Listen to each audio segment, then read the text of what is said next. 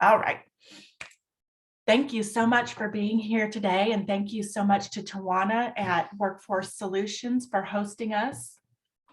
I will go through a few housekeeping items before we get started. This webinar is being recorded today, as you may know. And after the webinar is done, we will go ahead and email the recording and all of the slides to you. So you should get an email with the slides and the recording later on today, and that will all be available to you.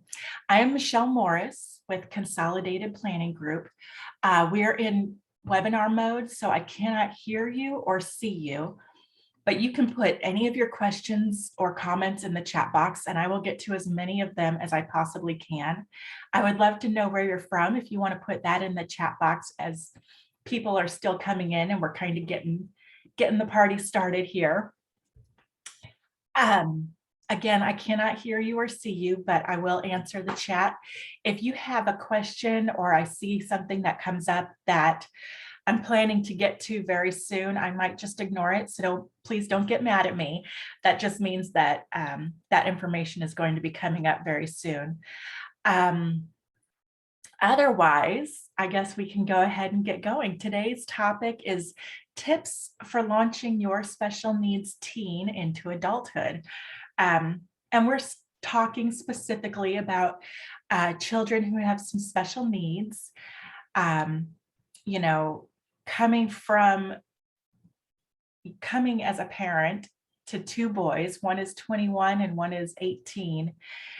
There's a lot going on in all of our lives. And when you add the layer of complexity of having some special needs, it really can throw you for a loop. And I know, if your child is a teenager, you are right in the thick of it. If you're here, you're planning ahead a little bit, that's great too. I'm happy to see we've got some people from Plano, Houston, Coppell, Texas, Westlaco. I don't know how to pronounce that, but anyway. So as we get going, please, let me know if there's any comments or questions, and we will get going here. So hopefully my slides are advancing. You should see expectations versus reality. I think that as parents, we start comparing our kids to other kids just the minute they're born. Oh, he's only 2 months and he rolled over, or, oh, look at my child learning to talk or learning to walk early. It's very important that we keep realistic expectations for our children. We need to understand their diagnosis, not only what the challenges are, but what are their areas of strength as well.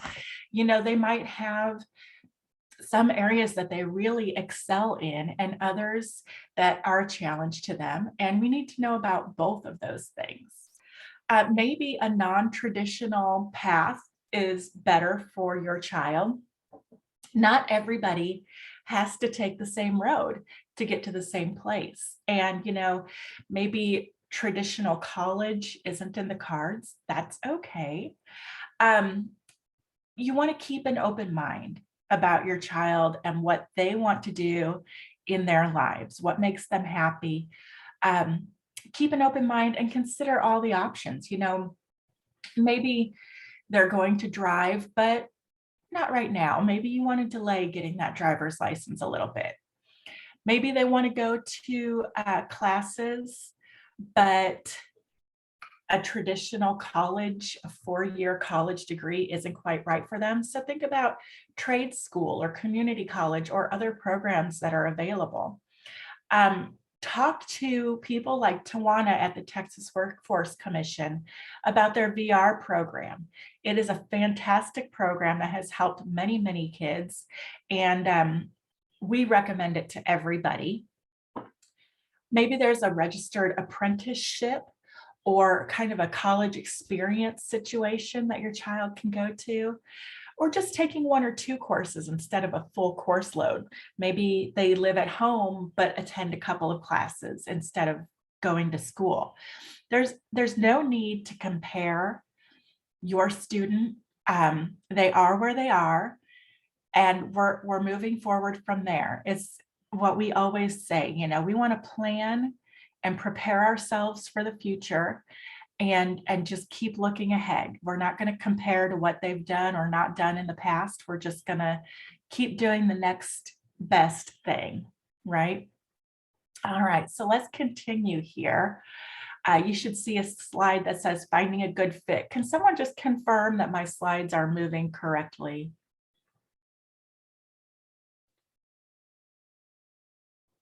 If you could just put like a yes. Oh, perfect. Thank you. Thank you. Thank you, all of you. Okay, so finding a good fit for your student, your child with some special needs. You want to consider different schools and colleges. You want to talk to their different departments of disability. Some schools have very robust programs available for students who have special needs, and some not so much. They're not all created equal. So you want to research some of those ahead of time and find out what the atmosphere is like, what the community is like there at the colleges that you're considering. What extracurriculars are your child interested in? Are they a band kid like mine were? I had one band and one orchestra, so my kids were always big into music. Maybe a foreign language or yearbook or sports or art. What are they into outside of the traditional school classes that they can become involved with? Think about what they love and how that can be made into a career path for them. Can they find a way to make money doing those things that they enjoy? And not only something that they enjoy, but something that will be feasible for them in the work setting, in terms of, if your child hates loud noises and cannot be around loud noises, you have to consider what work setting they're thinking of going into and make sure that, it's something that's going to fit that need and not have a lot of loud noises, perhaps. Let's talk about accommodations. These are, we're kind of just going higher level over things that you have to think about as your child, your teenager is coming into adulthood. And we have, webinars on all of these topics. They're always recorded and they're always put on our YouTube channel. So if you want to learn more about any of these topics, we probably have a webinar about it. So let's talk about accommodations. So at school, you can get accommodations for SAT and ACT tests, AP exams, even, if they're taking college courses in high school, you can get accommodations for those, and even graduate level exams, there can be some accommodations. You want to check early what the requirements are and what proof you need to say, yes, my child needs this accommodation. What do they need and why do they need that? Pardon me. Companies like the company that does the SAT or the AP exam, they'll have different rules and different requirements on what is needed. And you want to know what that is ahead of time. So plan ahead.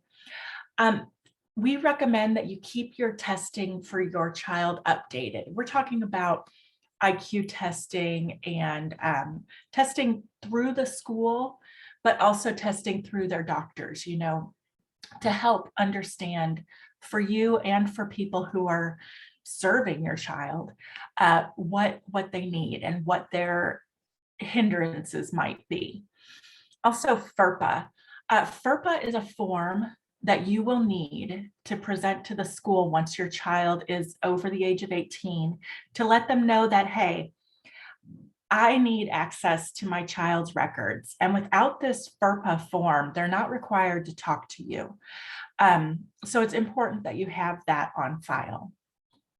When it comes to working, there are some accommodations at the workplace that you can ask for or your child can ask for. Workplaces are required to make a reasonable accommodation as long as it doesn't pose an undue hardship on them. Now, what exactly those guidelines are and how you go about proving that it's an undue hardship or not, maybe some gray area, but you can get in touch with the Department of Labor. Their website is there, or the Job Accommodation Network. Now, you don't need to write all of this down, because when we send these slides to you later on today, those links will be clickable. Right now, of course, they're not, but when we send them to you later, you can click on those links and go to those sites. Don't forget, we are recording, and you will be sent the slides and the webinar later. And if you have questions or comments, put them in the chat box. All right, so what happens once high school is over? You know, your student might be in a class or in some program in high school that lasts beyond age 18. Maybe they're going to stay in high school until they're 21 or 22. But what happens after that?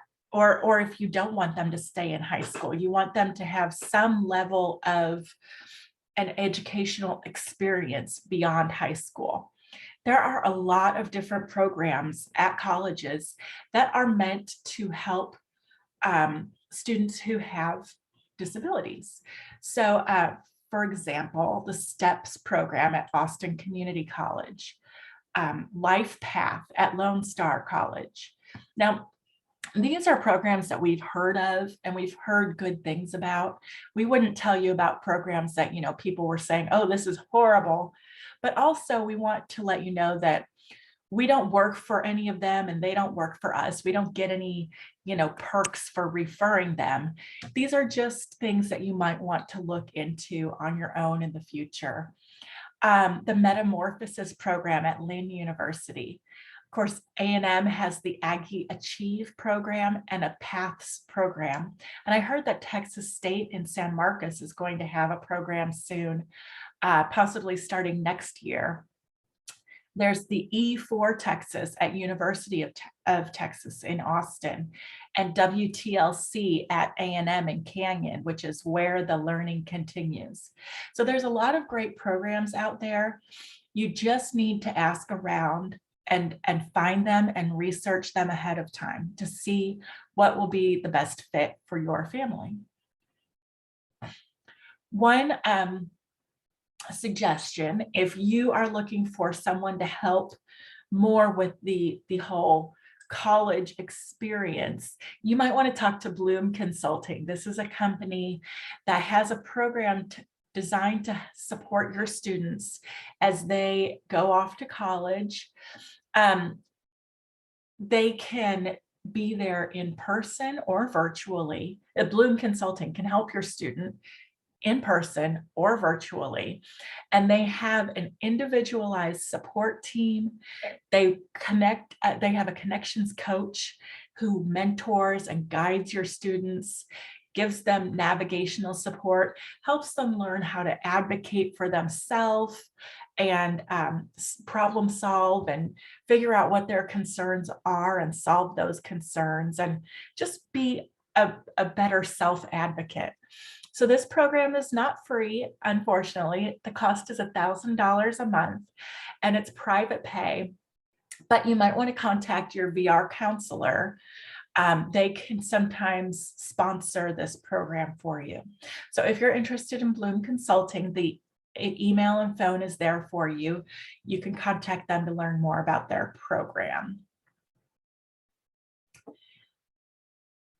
Okay, still no questions in the chat, so I'm going to keep rolling along. How do you get started with special needs planning and, you know, planning this transition to adulthood? So first of all, it's important to understand the difference between a special needs planner and a special needs attorney. So we at Consolidated Planning Group, we are special needs financial planners. A special needs attorney can help you with the paperwork, the documentation that is needed to make sure everything is legal and in place and set up correctly. We are They're the paper, we're the money. We help you make sure that there's money there to be able to pay for your child's education and the care that they will need throughout the rest of their life. We can help you formulate a plan for the rest of your life and the rest of your child's life to make sure that, again, there's going to be funding to help take care of them. You need to start off by gathering all of the necessary planning documents. You know, what do you already have in place? It's really hard to know how to get somewhere if you don't know where you are currently, right?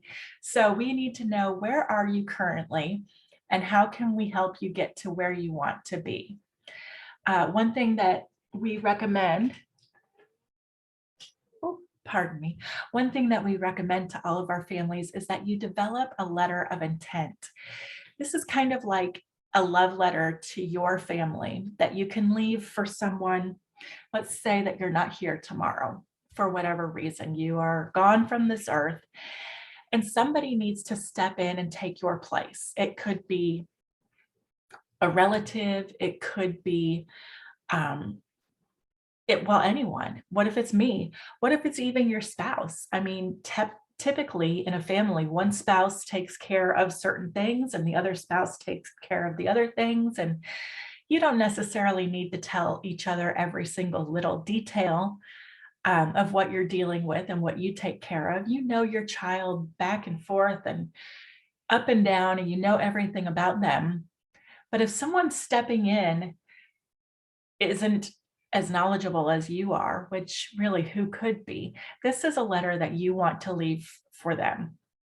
And you need to think of this as kind of, what would someone need to know if they were going to come in and take care of my special needs loved one? So start with the facts.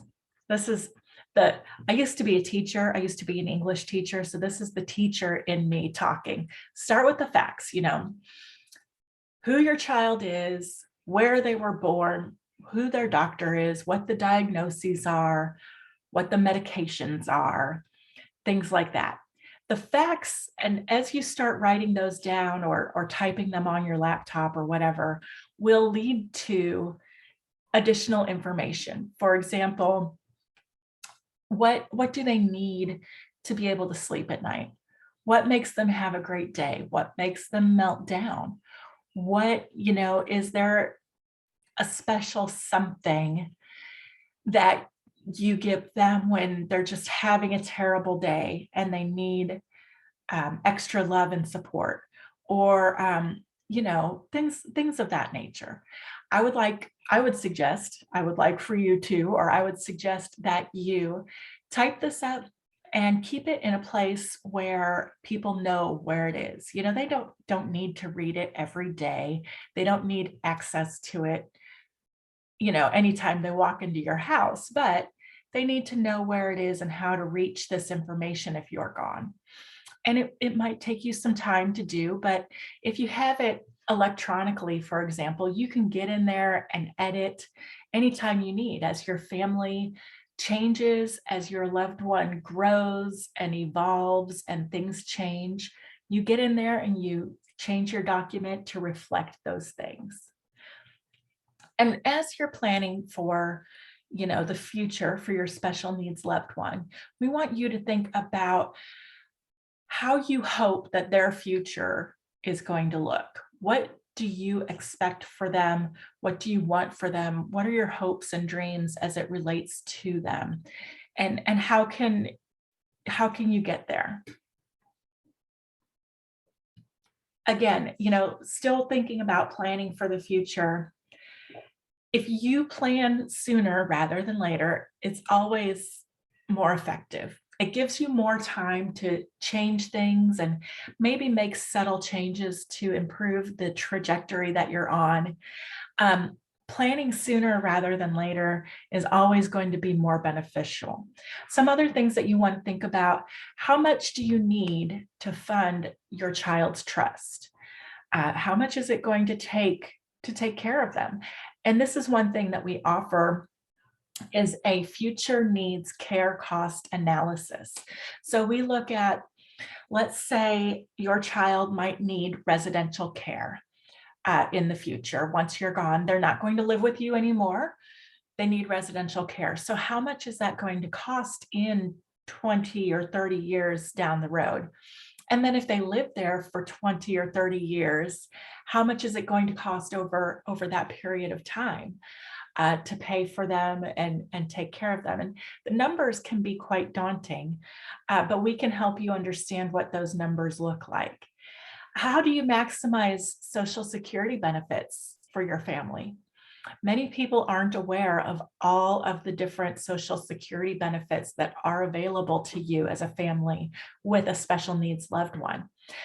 When mom or dad turn on their Social Security benefits, I'm talking about in your late 60s, you turn on your benefits, your child can also get benefits. And if your spouse is maybe staying at home taking care of that child, they can also get benefits. So there's a lot available, and you want to really maximize those benefits by turning them on at the correct time to get the most bang for your buck, so to speak. And what happens to your child when you're gone? Again, you want to think about these things in advance and make sure that you're prepared the best that you can be. You can always make changes going forward if you need to, but if you don't have a plan at all to get started, you're just going to be in a world of trouble. Some ways to fund your child's care. So once you're gone and it's going to cost all this money to take care of your child, how on earth are you going to plan for that? How can you save money for your child that won't affect their SSI benefits? That's a huge question. And that's something that we deal with every single day working with families just like yours. So in order to help fund your child's future, first of all, you want to make sure that you don't do anything that would jeopardize their federally funded or state benefits. Now, I know that these programs, it's not a ton of money and it's not enough to survive on, but those benefits help, whether it be state waiver programs or SSI benefits or other programs that are available through the government. They do help and they are worth keeping. But you have different eligibility criteria for all of those programs. For example, for SSI, your child cannot have more than $2,000 in their name, or they won't qualify for SSI. Now, even saying that makes me incredibly angry because you can't do anything with $2,000. I don't know why it's such a low threshold, but that's what it is right now. So how are you going to save money for someone who can't have more than $2,000? Well, you can put it into a special needs trust and it will not affect those benefits. It doesn't count against them if it's in a special needs trust. So if you have life insurance or investments, you need to make the beneficiary on those things. You need to make it not your child. I'll use my child's name as an example, not your child, Evan Morris, but you need to leave it to the special needs trust for the benefit of Evan Morris. Once you get that trust set up, you set up your beneficiaries that way. You never ever want a beneficiary listed as just your child's name because it will ruin their benefits. And it's something not only that you need to think about for special needs kiddos, but if you have any child, and maybe you have a 6-year-old neurotypical child and you have your life insurance policy is $2 million and you list your child as your beneficiary and you pass away. Then when your child turns 18, all of a sudden they have $2 million. I want you to think about, not very many kids at the age of 18 can handle just receiving $2 million. So it might be wise to put it into a trust, even if your child doesn't have any disability or special needs. For example, my kid, Evan, He's very, very smart, just like all of your children. They're all geniuses. They're all brilliant. But Evan really loves classic cars. And so would he, if he received a large amount of money right now, know what to do with it? He might know some. Would he, if he received a large amount of money right now, want to purchase several fantastic cars? Probably. So, you might want to consider a trust for any children, not just those with special needs. But the benefit, if your child does have special needs, is that it won't count against their federally funded programs and benefits.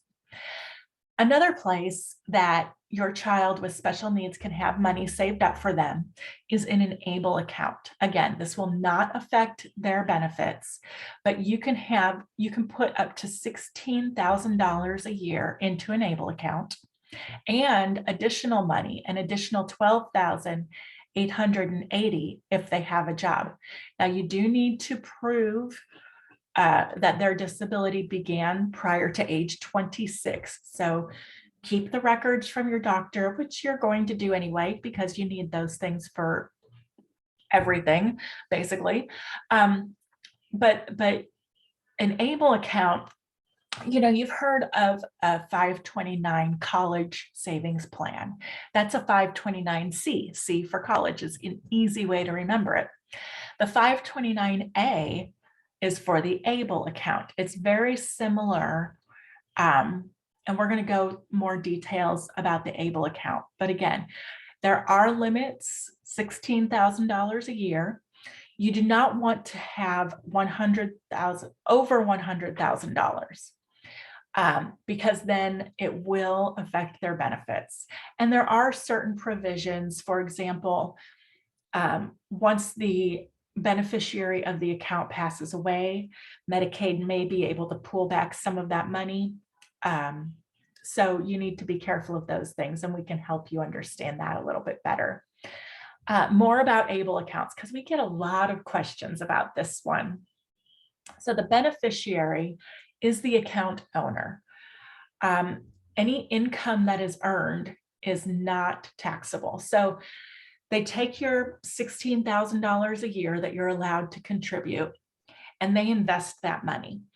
ABLE, there's over 40 different ABLE accounts all throughout the country, and you can sign up for any of them that you want to.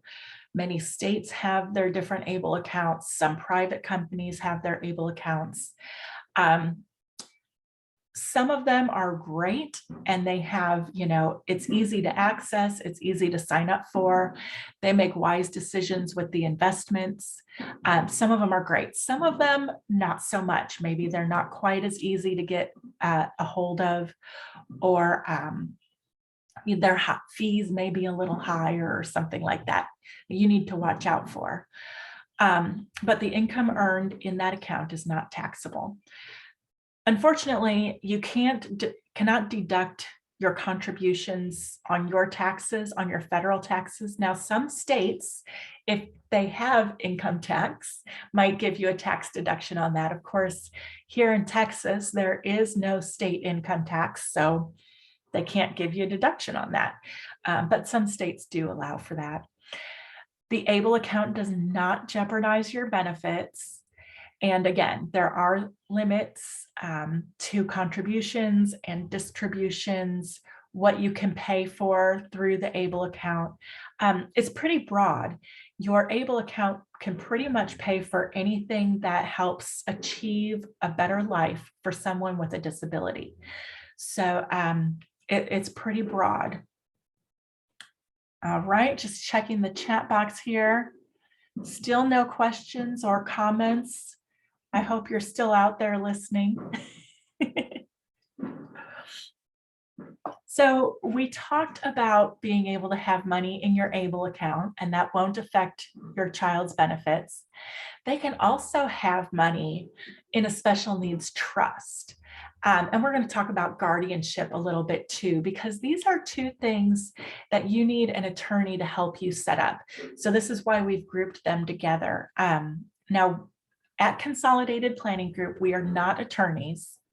We don't work directly with them, but we can refer you to an attorney in your area who is specialized in special needs areas. You know, you don't want, this is not a DIY project, you know, and not only do you not want to do it yourself, but you don't want your best friend who is a divorce attorney to necessarily be the one who sets up guardianship and your special needs trust if they're not nuanced in these things. You want somebody who not just can do it, but who does it regularly and has more expertise in the special needs arena. You know, just like you wouldn't go to a brain surgeon for a heart issue, you wouldn't go to a dentist for podiatry. You know, you go to the specialist in the area. That's what we always recommend. You need a special needs attorney to help you with these things. They will help make sure that you are preserving your benefits and not causing any problems in the future. Whereas, you know, we see a lot of times that maybe families, their sweet neighbor offered to do this for them for free, and now they're paying more money to unravel the mess that was made than they would have paid in the beginning just to get it done correctly. So the trust is going to help make sure that you can save money for your child, have a place to put that money, that it won't hurt their benefits. When it comes to guardianship, the rule for guardianship in Texas is that you go with the least restrictive possible choice.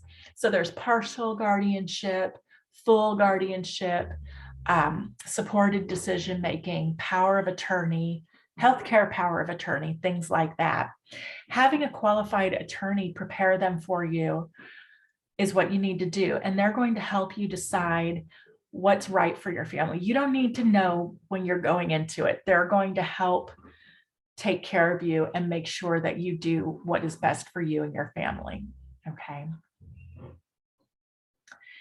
So here's some additional resources, transition plans and transition handbooks.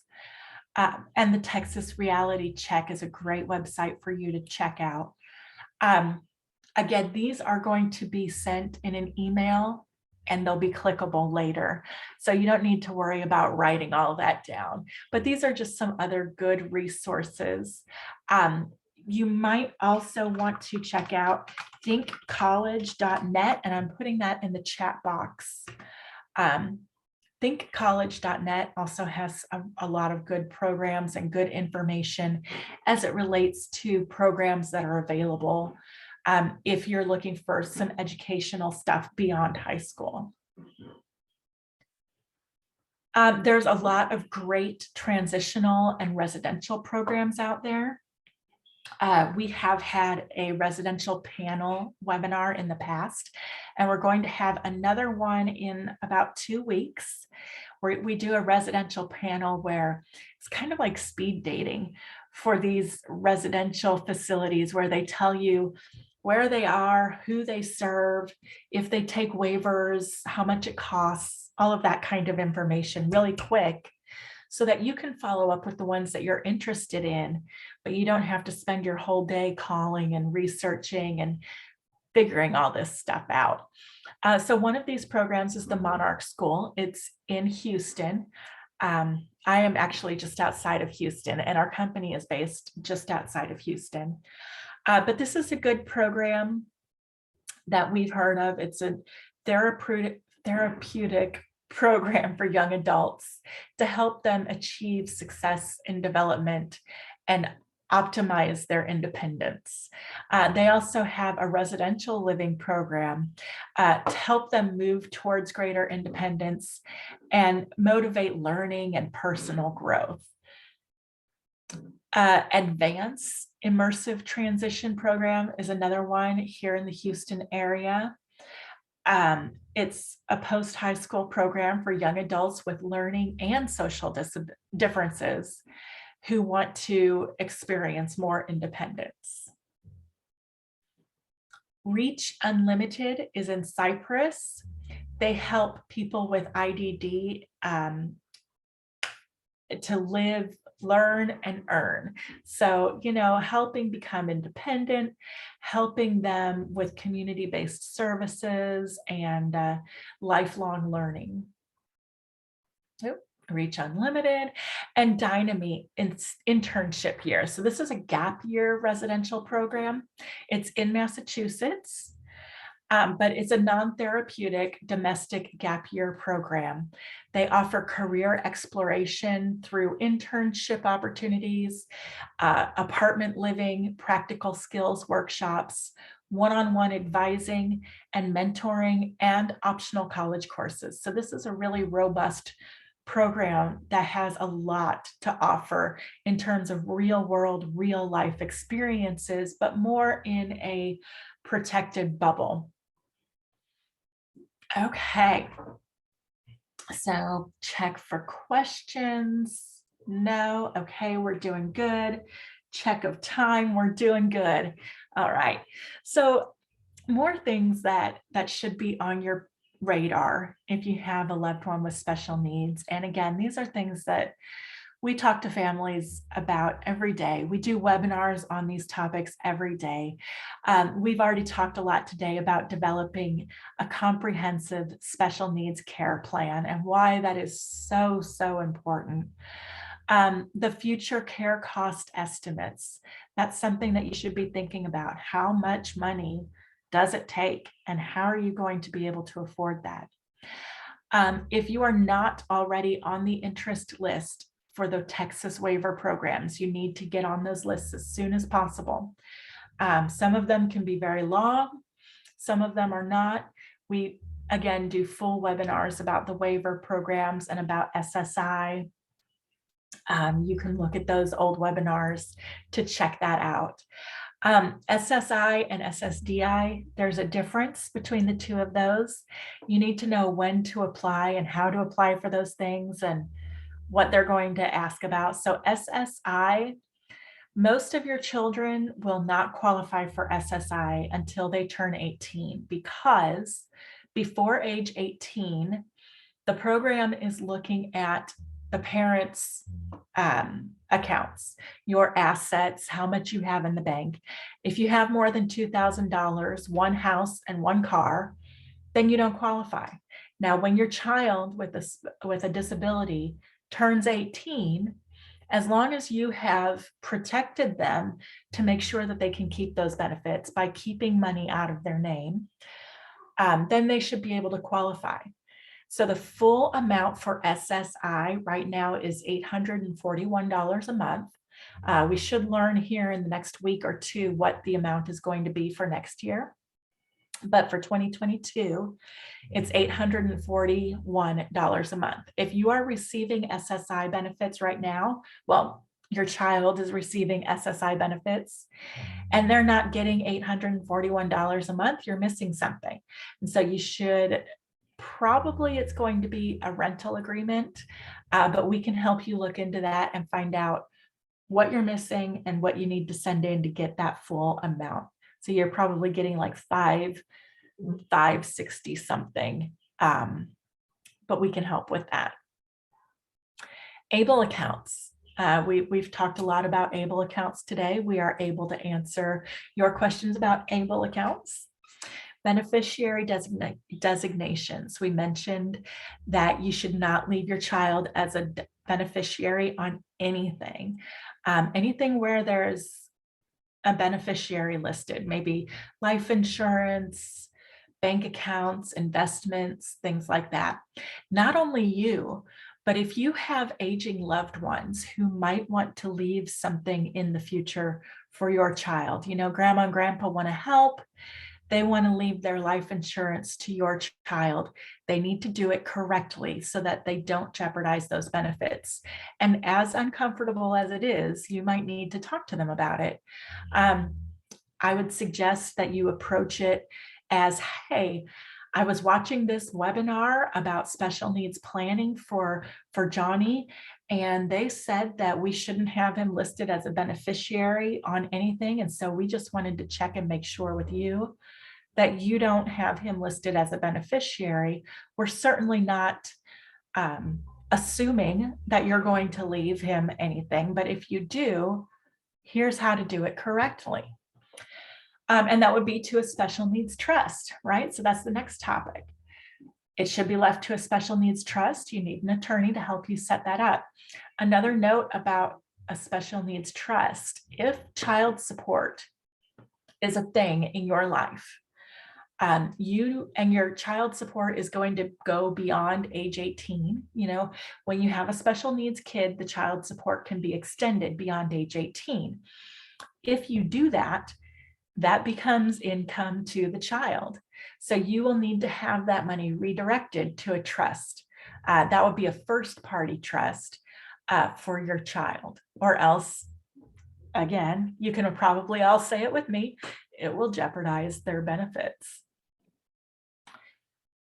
Residential living facilities. Okay, so we talked about that a little bit. There's so many out there in Texas and beyond, and there's, great residential living facilities all over the country. But there are different rules and regulations and requirements and eligibility, and you want to make sure that you know ahead of time what you're getting yourself into, because let's say the time has come and you are ready for your child to move to a residential living facility, and you have made the choice that you want your child to go here. What if the time comes and you've made your choice and this is where my kid is going, and you call them up and they say, oh, guess what? There's a 5-year wait list, sorry. Or, oh, guess what? We can't take your child because of A, B, or C. Or, oh, I'm so sorry, we only serve residents who have X, Y, and Z.